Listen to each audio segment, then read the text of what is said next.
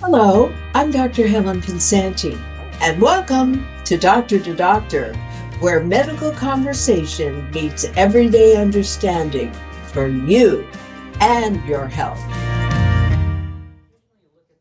Today, we're going to be talking about a condition that remains one of the leading causes of hospitalization worldwide: pneumonia. It's more than just a bad cough. Pneumonia is a lung infection that can be mild or life-threatening, and it affects people of all ages, from infants to the elderly. To help us understand pneumonia from its causes to cutting-edge treatments, I'm joined by my colleague, Dr. Bryn Henderson, a board-certified physician and pioneer in regenerative medicine. Dr. Henderson, welcome. Well, thank you very much.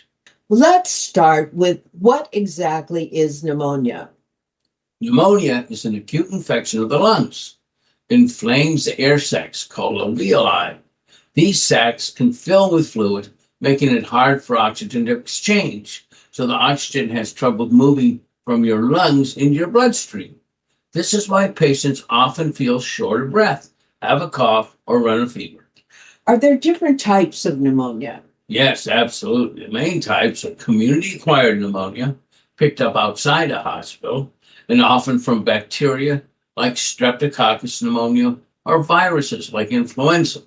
There's also hospital-acquired pneumonia, which occurs during a hospital stay and often involves more drug-resistant germs. Ventilator-associated pneumonia develops in people on breathing machines. Aspiration pneumonia happens when food, liquid, or vomit is inhaled into the lungs.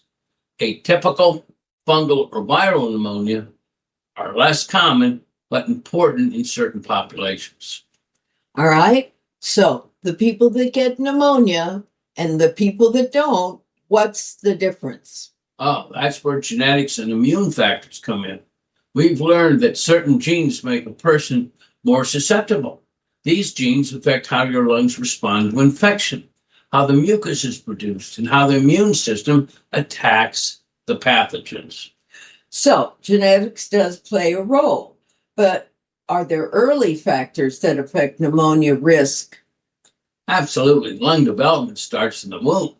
If something disrupts it, like maternal infections or inflammation, the newborn may have weaker defenses against respiratory infections for life. That's why prenatal health is so important.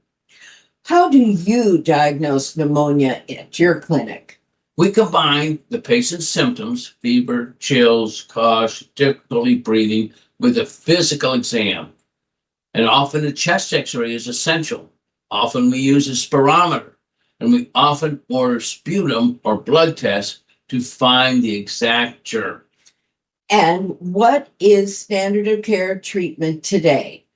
Well, it depends upon the cause and the severity, but mild community-acquired cases can often be treated at home or with oral antibiotics, rest, and fluids. Severe cases, however, may require hospitalization, IV antibiotics, and oxygen.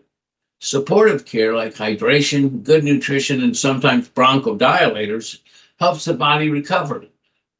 Prevention is key. Vaccines for pneumonia, flu, and COVID save lives. You've done a lot of work in regenerative medicine. Tell us about the promising new therapies for pneumonia. Oh, yes. In fact, they're fun. Peptide therapies like LL37 have shown multiple targets. Antimicrobial and anti-inflammatory effects can kill bacteria, breaking down the biofilms, reducing lung inflammation, and even helping repair the damaged tissue. Beyond medicine, what can people do at home to support recovery? First and foremost is rest.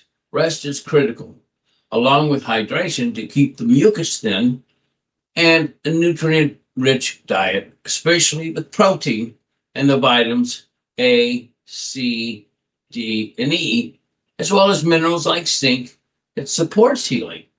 Avoid the smoking and secondhand smoke. And once you're well, stay up to date with your vaccinations and prevent recurrence. What's a typical recovery like? While many otherwise healthy people recover in 2 to 4 weeks, but fatigue and cough can linger. High-risk patients, older, and people with chronic diseases, or those who have had severe pneumonia, need closer follow-up.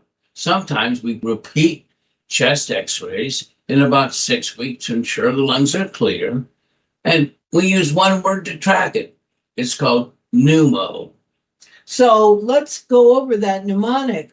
P stands for? Prompt antibiotics, empiric therapy as soon as possible. N?